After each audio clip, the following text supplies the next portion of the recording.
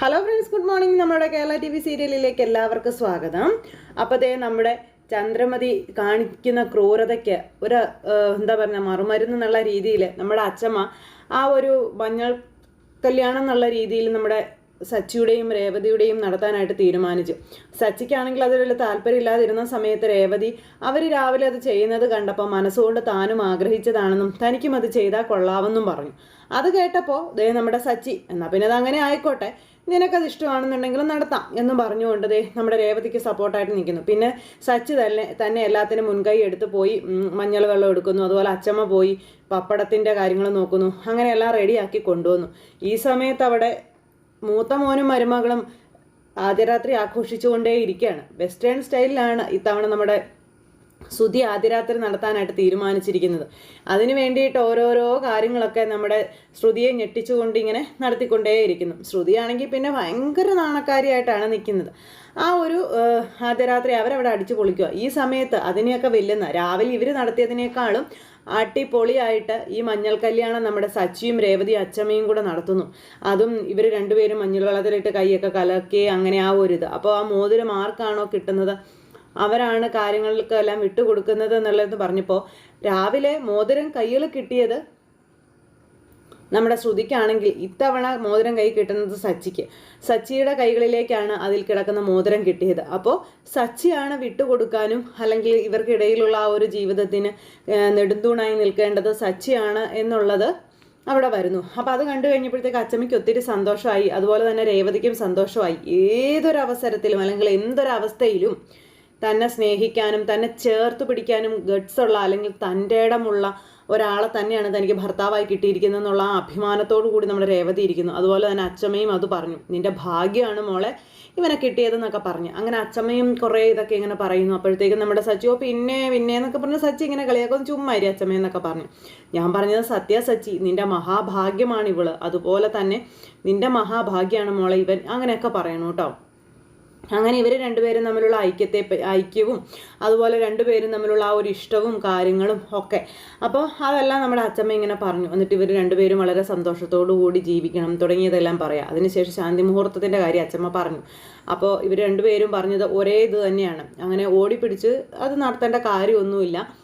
അങ്ങനെ ശാന്തി മുഹൂർത്തം കൊണ്ട് മാത്രം ഒന്നായി കണ്ട് ജീവിക്കുന്ന ആ ഒരു ആൾക്കാരൊന്നും അല്ല ഞങ്ങളത്. നടന്നാലും നടന്നില്ലെങ്കിലും ഇവൾ എനിക്കുള്ളതാണെന്നും ഇവൾക്ക് ഞാനുള്ളതാണെന്നും 100% ഞങ്ങൾക്ക് ഉറപ്പുണ്ട് അച്ചമ്മയെന്നും പറഞ്ഞുകൊണ്ട് സച്ചി എന്താണോ രേവതി പറഞ്ഞത് അത് തന്നെ നമ്മുടെ സച്ചിയും പറഞ്ഞു. അപ്പോൾ രണ്ടുപേരുടെയും മനസ്സൊന്നാണെന്ന് അച്ചമ്മ തിരിച്ചറിഞ്ഞു. അച്ചമ്മ പറഞ്ഞു, ഇതിപ്പരം വേറെ സൗഭാഗ്യങ്ങളൊന്നും വേണ്ട മക്കളെ നിങ്ങൾക്കെന്നൊക്കെ പറഞ്ഞു. അങ്ങനെ അച്ചമ്മ ഇവരെ സന്തോഷമായിട്ട് മുറിയിലേക്ക് പറഞ്ഞു വിടുക.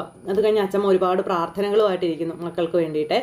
അങ്ങനെ ഈ സമയത്ത് ഭാമയുടെ ഫോണിലേക്ക് ആ പലിശക്കാരൻ വിളിക്കുകയാണ്. പലിശക്കാരൻ വിളിച്ചിട്ട് ശല്യം ചെയ്തുകൊണ്ടിരിക്കുക. അതായത് ചന്ദ്ര പണയം വെച്ചിരിക്കുന്ന ആധാരത്തിൻ്റെ പലിശ അടയ്ക്കാനുള്ള സമയമായി, അത് ഇതുവരെ ചന്ദ്രമതി അടച്ചിട്ടില്ല, അപ്പോൾ എത്രയും പെട്ടെന്ന് അത് അടയ്ക്കണം എന്നും പറഞ്ഞുകൊണ്ട് ഭാമ എന്നിട്ട് ചന്ദ്രമതിയെ വിളിയോട് വിളിയാ.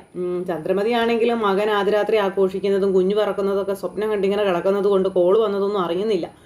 അങ്ങനെ നമ്മുടെ ഭാമ കുറേ വിളിച്ചു കഴിഞ്ഞപ്പോഴത്തേക്കും കോള് എടുത്ത് എന്താ ഭാമ ഈ നേരത്തെ നീ വിളിക്കുന്നതെന്ന് ചോദിച്ചപ്പം, അതെ ഞാൻ ഈ നേരത്തെ വിളിക്കുന്നതാണല്ലോ കുഴപ്പം, കല്യാണത്തിരക്കും മറ്റ് ഇതൊക്കെ ആയിട്ട് നീ ഇങ്ങനെ നടന്നിട്ട് നീ പലിശ കൊടുക്കുന്നതിനെ പറ്റി എന്തെങ്കിലും ആലോചിച്ചോ എന്ന് ചോദിച്ചു. എൻ്റെ ഭാമ നീ ഒന്ന് പതുക്കെ പറയാൻ പറഞ്ഞു. ഞാനെന്തിനാ പതുക്കെ പറയുന്നത്, അയാൾ എന്നെ വിളിച്ചിരുന്നു, 2 ദിവസമായി, 2 ദിവസം താമസിച്ചു, എത്രയും പെട്ടെന്ന് പലിശ അടയ്ക്കണമെന്നാണ് അയാൾ പറഞ്ഞിരിക്കുന്നത്, അല്ലെങ്കിൽ വിഷയമാകുമെന്ന് പറഞ്ഞെന്ന് പറഞ്ഞു. നീ ടെൻഷനാക്കാതെ നമുക്ക് നാളെ തന്നെ അയാളെ പോയി കാണാമെന്ന് പറഞ്ഞുകൊണ്ട് ചന്ദ്ര ഇങ്ങനെ പറയാം. അപ്പോൾ നാളെ തന്നെ ചെന്ന് കാണണം, ഇതിനെന്തെങ്കിലും ഒരു തീരുമാനം ഉണ്ടാക്കണമെന്ന് ഭാമയും പറഞ്ഞു. ശരിയെന്ന് പറഞ്ഞ് ചന്ദ്ര വെച്ചു. ചന്ദ്രയാണെങ്കിൽ എന്നിട്ട് അവിടെ കിടന്നിങ്ങനെ ഉരുകുവാണ് എന്താ ചെയ്യേണ്ടതെന്ന് ഓർത്തിട്ട്.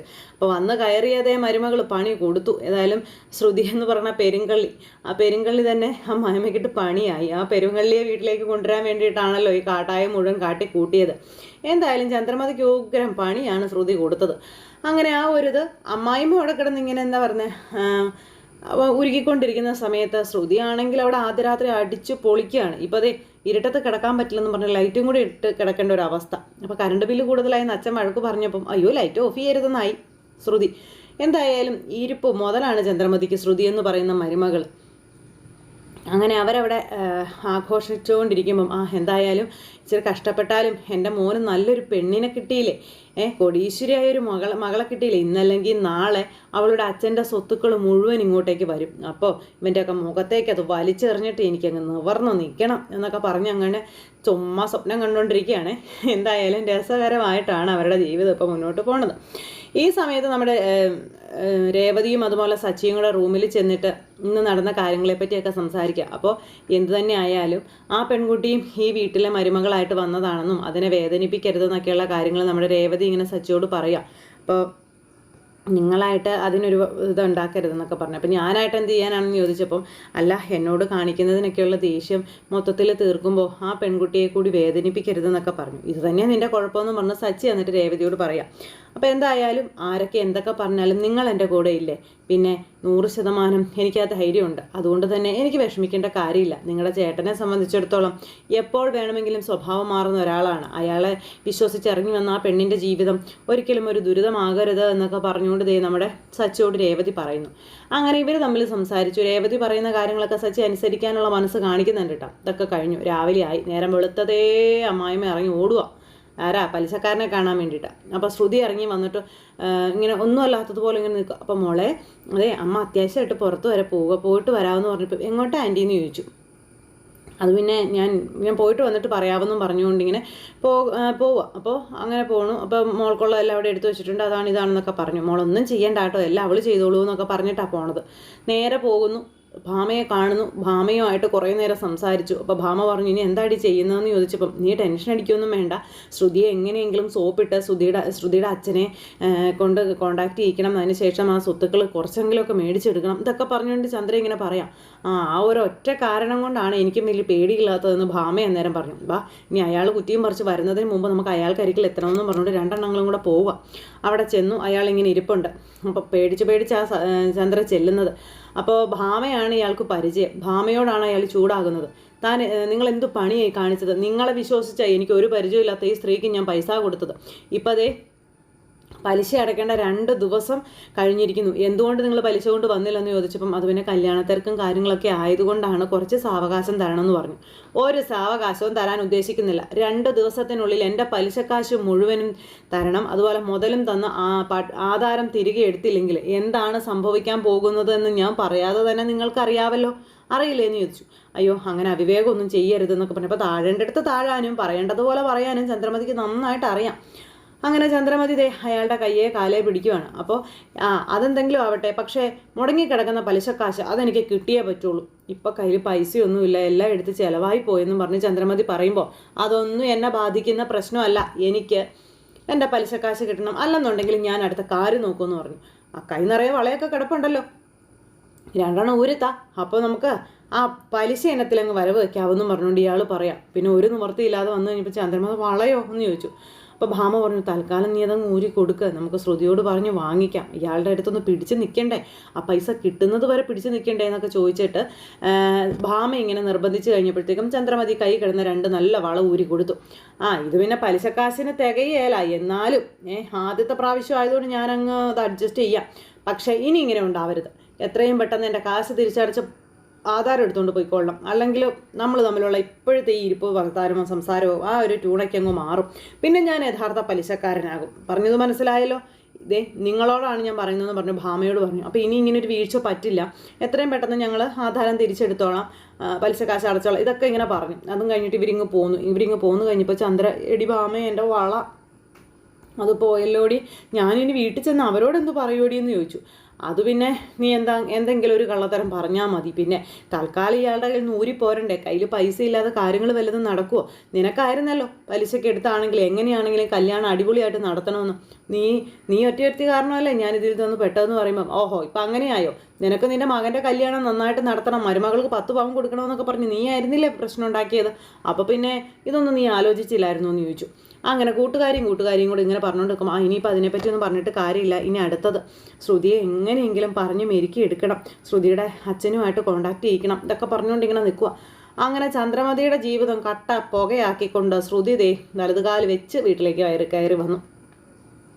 അത് കഴിഞ്ഞപ്പോൾ പിന്നെ നമ്മുടെ സച്ചി ഇങ്ങനെ അവിടെ നിൽക്കുന്നു. സച്ചി അന്നേരം കൂട്ടുകാരൻ വിളിച്ചു, അതായത് വണ്ടിയിൽ കഞ്ചാവ് കടത്തിയെന്നുള്ള കേസിന് ഒരു കൂട്ടുകാരനെ വണ്ടി പോലീസ് പിടിച്ചിരുന്നല്ലോ, അവൻ തന്നെ. അപ്പോൾ അവൻ ഈ കഞ്ചാവ് കടത്തിയവന്മാരെ കണ്ട് തിരിച്ചറിഞ്ഞു. പെട്ടെന്ന് ആ പുള്ളി പറഞ്ഞു, എടാ ദേ നിൽക്കുന്നവന്മാരാണ് അന്ന് നമ്മുടെ വണ്ടിയിൽ കഞ്ചാവ് കടത്തിയെന്ന്. അപ്പോൾ സച്ചിയെയും അയാളെയും കൂടെ കണ്ടു കഴിഞ്ഞപ്പോഴത്തേക്ക് ഇവന്മാർക്ക് ടെൻഷനായി. ഇവന്മാർ എന്നിട്ട് കൊണ്ടുവന്ന വണ്ടിയൊക്കെ അവിടെ വലിച്ചെറിഞ്ഞിട്ട് ഇവന്മാർ ജീവനും കൊണ്ട് ഓടി. ഇവന്മാർ ഓടിയാൽ നമ്മുടെ സച്ചി വെറുതെ വിടുമോ? സച്ചി വെറുതെ വിടില്ല. സച്ചി പിറകെ ഓടി. കൂടെ ഉണ്ടായിരുന്ന കൂട്ടുകാരൻ ഓടി. 2 പേരും കൂടെ ഓടിച്ചിട്ട് ഈ ഗുണ്ടകളെ പിടിച്ച് അവന്മാരെ തെരുവിലിട്ട് അടിച്ച് തകർത്ത് ചതച്ച് തല്ലി കൊല്ലാറാക്കി. എന്നിട്ട് ചോദിച്ചു, ആരാടാ ഇതിൻ്റെ പിന്നിൽ, എന്താടാ നീയൊക്കെ ചെയ്തതെന്ന്. അന്നേരം ഗജാനന്ദൻ്റെ പേര് അവന്മാരുടെ നാവിൽ നിന്ന് അറിയാതെ വീണു. കാരണം അമ്മാതിരി ഇടി കിട്ടി ഏത് ദൈവം തമ്പുരാനാണേലും പറഞ്ഞു പോകും. അതുപോലത്തെ ഇടിയാണ് സച്ചി കൊടുത്തത്. എന്തായാലും അവന്മാർ കാര്യം പറഞ്ഞു. അവിടെ നിന്ന് ഒരു പോക്ക് നമ്മുടെ സച്ചി അങ്ങ് പോയില്ലേ ഗജാനന്ദൻ്റെ താവളത്തിലേക്ക്. ഈ ഇടിച്ചവന്മാരെ തൂക്കിയെടുത്തോണ്ടാ പോണേ. അവന്മാരെ കൊണ്ടുവന്ന് ഗജാനന്ദൻ്റെ മുന്നിലേക്ക് പട്ടിക്ക് എല്ലും കഷ്ണം ഇട്ട് കൊടുക്കുന്നത് പോലെ അങ്ങ് കൊടുത്തിട്ട് ഗജാനന്ദനോട് 4 വർത്തമാനവും പറഞ്ഞിട്ട് അവനെ അതിനകത്തിട്ട് കുനിച്ച് പിടിച്ച് കൂമ്പ് നോക്കി ഇടിച്ച് പുഞ്ച പരുവാക്കി നമ്മുടെ സച്ചിയുടെ കൈയുടെ ചൂട് അല്ലെങ്കിൽ കൈയുടെ കരുത്ത് തിരിച്ചറിഞ്ഞിട്ടുള്ളവനാണ് ഗജാനന്ദൻ. എന്നിട്ടും ഈ വൃത്തികെട്ട പണിക്ക് പോയ ഗജാനന്ദൻ എന്താ ചെയ്യേണ്ടത്? ഇത്തവണയും അത് ഒട്ടും മോശമാക്കിയില്ല. പണ്ട് കൊടുത്തതിൻ്റെ 10 ഇരട്ടിയാണ് ഇത്തവണ നമ്മുടെ ഗജാനന്ദനിട്ട് കൊടുത്തത്. സച്ചി, നീ എന്ത് ഉദ്ദേശം വെച്ചിട്ടാണ് നീ എന്നെ ചതിക്കാൻ നോക്കിയത് എന്നും ചോദിച്ചു. നീ ഒറ്റ ഒരുത്തൻ കാരണം എനിക്ക് സംഭവിച്ച നഷ്ടം എത്രയാണെന്ന് നിനക്കറിയാവോ എന്നൊക്കെ ചോദിച്ചു. അങ്ങനെ ഗജാനന്ദൻ ഇനി ഒന്നിനും കൊള്ളില്ലാത്ത ഒരുത്തനാക്കി മാറ്റി കഴിഞ്ഞു നമ്മുടെ സച്ചി. അതുപോലത്തെ ഇടിയാണ് കേട്ടോ കൊടുത്തത്. അങ്ങനെ എന്തായാലും ഗജാനന്ദൻ ഇനി വെറും വേസ്റ്റ്. ആ ഒരു ഇതിൽ നമ്മുടെ സച്ചി പകരം വീട്ടി നല്ല തൻ്റെയുള്ള കരുത്തുള്ള ഉഷാറുള്ള ആൺകുട്ടിയായിട്ട് തിരിച്ചു വരുന്നു. അപ്പം ഈ ഗജാനന്ദനാണ് ഈ വണ്ടിയിൽ ഇത് കടത്തിയത് എന്നുള്ള കാര്യം നമ്മുടെ രേവതിയോട് തീർച്ചയായും സച്ചി പറയും. അതറിയുമ്പോൾ നമ്മുടെ രേവതി ഒന്ന് പേടിക്കും. കാരണം രേവതി ഇത് നേരത്തെ അറിഞ്ഞതാണല്ലോ. സച്ചി പ്രശ്നങ്ങളിൽ നിന്നും പ്രശ്നങ്ങളിലേക്ക് പോകാതിരിക്കാൻ വേണ്ടിയാണ് രേവതി ഇതെല്ലാം കൂടി മറച്ചു വെച്ചത്. എന്തായാലും ഇത്തവണ ഗജാനന്ദൻ്റെ അവസാനം കണ്ടിട്ടാണ് നമ്മുടെ സച്ചി പോന്നിരിക്കുന്നത്. ഇവിടെ മകൻ തനിക്ക് പറ്റിയ അബദ്ധങ്ങളെല്ലാം അല്ലെങ്കിൽ തനിക്ക് പറ്റിയ ചതികളെല്ലാം വീട്ടിക്കൊണ്ടിരിക്കുന്ന സമയത്ത് അമ്മ അവിടെ ചതിയിൽ നിന്നും ചതിയിലേക്ക് വീണുകൊണ്ടേയിരിക്കുന്നു. അമ്മയുടെ അഹങ്കാരത്തിന് തമ്പുരാൻ കൊടുത്ത ശിക്ഷയായിട്ട് അത് അങ്ങനെ അങ്ങ് ഇരിപ്പ് മുതലായിട്ട് അങ്ങനെ ഇരിക്കുകയാണ്. അപ്പോൾ എന്തായാലും അങ്ങനെയൊക്കെയുള്ള ഒരു സൂപ്പർ ഹിറ്റ് വിശേഷങ്ങളും കാര്യങ്ങളും ഒക്കെ ആയിട്ടാണ് നമ്മുടെ അടുത്ത ആഴ്ചത്തെ വീഡിയോസ് വരുന്നത്. അപ്പോൾ ആരും തന്നെ മിസ് ചെയ്ത് കളയാതെ എല്ലാവരും കാത്തിരുന്ന് കാണണം. എല്ലാവർക്കും നല്ലൊരു ദിവസം ആശംസിക്കുകയാണ്. എല്ലാവരുടെയും സപ്പോർട്ടിനും സ്നേഹത്തിനും ഒത്തിരി നന്ദി ഹൃദയത്തിൻ്റെ ഭാഷയിൽ അറിയിക്കുന്നു. അടുത്ത സൂപ്പർ ഹിറ്റ് കഥകളുമായി കാണുന്നത് വരെ എല്ലാവർക്കും നന്ദി.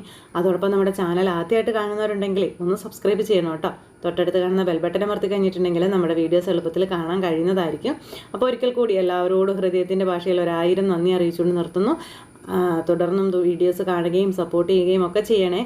അപ്പോൾ എല്ലാവരോടും ഒരിക്കൽ കൂടി നന്ദി അറിയിക്കുകയാണ്. Thank you. See again. Take care. Bye bye. Happy Sunday.